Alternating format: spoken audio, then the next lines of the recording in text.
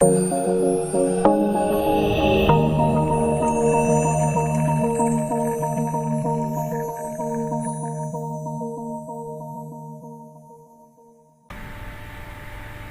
budi luhur, selamat bertemu lagi pada bagian 10 atau pertemuan 10. Nah, kali ini kita akan membahas tentang sumber daya yang dikelola oleh seorang pengusaha, yaitu manusia. Maka judul dari perkuliahan yang ke-10 ini, seorang pengusaha itu harus mempunyai kemampuan tentang interpersonal skill.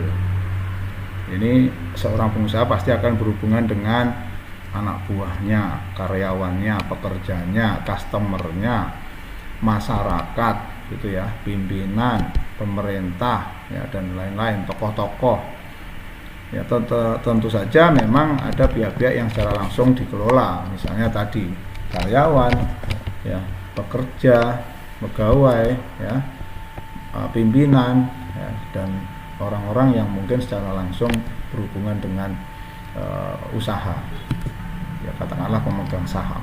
Tapi di luar sana juga ada pemerintah, ada masyarakat, sehingga seorang pengusaha itu harus mempunyai kemampuan interpersonal skill yang baik. Nah, materi ini saya ambil dari salah satu dosen di Universitas Budi Luhur yang kemudian saya gunakan dalam perkuliahan ini, yaitu dari Ibu Linda Islami MSI. Terima kasih kepada beliau. Dan kemudian kita lihat sebenarnya apa sih kemampuan seorang pengusaha dalam hal interpersonal skill yang dibutuhkan. Sebenarnya banyak hal di bagian ini cukup panjang, dan biasanya ini adalah sebuah mata kuliah mandiri yang ada sebanyak 2 SKS. Tetapi di sini saya cukup membahas yang singkat saja, dan semoga nanti di mata kuliah yang sesungguhnya juga pasti ketemu dengan bahasan ini. Tetapi di sini tetap harus saya bahas karena ini memang sesuai dengan RPS yang ada. Jadi kemampuan interpersonal skill itu adalah kesanggupan, kepandaian atau kemahiran seseorang dalam mengerjakan sesuatu. Yaitu memiliki konsep diri, ya, menyadari dirinya sendiri itu siapa, dan mempunyai kepribadian yang kuat. Ya, meningkatkan potensi diri, mau meningkatkan potensi diri, mau belajar, mau berusaha, gitu ya. Percaya diri, ini penting sekali. Berpenampilan menarik, meningkatkan human relationship, mampu membangun hubungan antar manusia, dan meningkatkan kemampuan menjadi pemimpin. Jadi pengusaha itu pasti pemimpin. Karena apa? Memimpin tadi, memimpin manusia, memimpin uang, memimpin bahan baku, mesin, organisasi, gitu ya. Nah, sehingga seorang pengusaha yang baik adalah yang pengusaha yang mempunyai kemampuan interpersonal skill, merupakan salah satu soft skill yang banyak, ya, diminta oleh perusahaan untuk berbagai jabatan. Jadi sebenarnya kalau kita punya pengalaman di perusahaan-perusahaan juga pasti akan dibutuhkan, ya, baik secara formal maupun informal. Ya, interpersonal ini bukan merupakan bagian dari karakter, ya, tetapi merupakan keterampilan yang bisa dipelajari. Kalau karakter itu dibawa sejak lahir, kata orang seperti itu, ya, atau bakat. Tapi kalau interpersonal itu bukan bakat, tapi sesuatu yang bisa dilatih, ya, dipelajari. Interpersonal yang baik dapat dibangun dari kemampuan pengembangan perilaku. Jadi bisa sekali untuk kemudian secara bertahap bisa ditingkatkan, ya, secara asertif dan secara efektif. Nah, berikutnya adalah teori, ya. Jadi hubungan manusia itu tadi, karena ini harus mengelola hubungan antar manusia, kita lihat teorinya. Ada banyak teori hubungan manusia, mulai dari teori biologi, misalnya anak dengan bapak, anak dengan ibu, adik dengan kakak. Ini hubungan yang biasanya langsung dibawa sejak lahir, ya. Nah, di sini akan terjadi beberapa jenis komunikasi. Jadi karena ini hubungan biologi tadi, ya. Kemudian ada lagi yang teori berhubungan karena kebutuhan ekonomi, ya, bos dengan karyawan, gitu ya, misalnya, ya, seseorang yang menyewa, seseorang yang membeli, ya, pedagang dengan pembeli. Kemudian teori hubungan estetis, ini karena keindahan. Makanya tadi interpersonal skill salah satunya adalah bagaimana berpenampilan menarik, ya. Teori hubungan etis, ya, ini biasanya ya bagaimana hubungan manusia itu bersifat wajib. Jadi wajarnya manusia itu juga mau membangun hubungan dengan manusia yang lain. Nah, hubungan timbal balik antar manusia ini teori-teorinya banyak sekali, nanti bisa dibaca melalui slide ini, yang pada dasarnya nanti adalah menambah kemampuan seorang pengusaha untuk mengelola hubungan dengan pihak-pihak yang berkepentingan, seperti yang saya sebutkan tadi, karyawan, pimpinan, pemilik saham, pemerintah, masyarakat, tokoh-tokoh, penasehat, ya, dan seterusnya. Nah, kemudian interaksi sosial yang bersifat disosiatif, ya, karena ada hubungan-hubungan yang merusak sebenarnya. Karena jika terjadi kompetisi, maka dalam berusaha kita tidak bisa menghindari adanya kompetisi. Yang ini biasanya kalau tidak kelola dengan baik akan merugikan usaha kita, ya, kontroversi, beda pendapat, persekongkolan misalnya, konflik dan seterusnya. Nah, pada dasarnya interpersonal skill ini tetap atau menjadi bagian penting, ya, karena ini merupakan sumber daya inti dari segala macam usaha. Di antara 4M itu intinya ya sumber daya manusia, sehingga kemampuan mengelola hubungan dengan manusia ini menjadi bagian yang paling penting, ya. Ini contoh-contoh kecakapan dasar manusia yang bisa dihubungkan, 3 kecakapan dasar, sehingga nanti kalau dipelajari secara terus-menerus sampai habis, maka ini diharapkan bermanfaat untuk meningkatkan bagaimana mengelola usaha di masa yang akan datang maupun saat ini, bagaimana memperbaiki pola-pola hubungan sebagai manusia maupun pola-pola hubungan bisnis. Nah, semoga bermanfaat.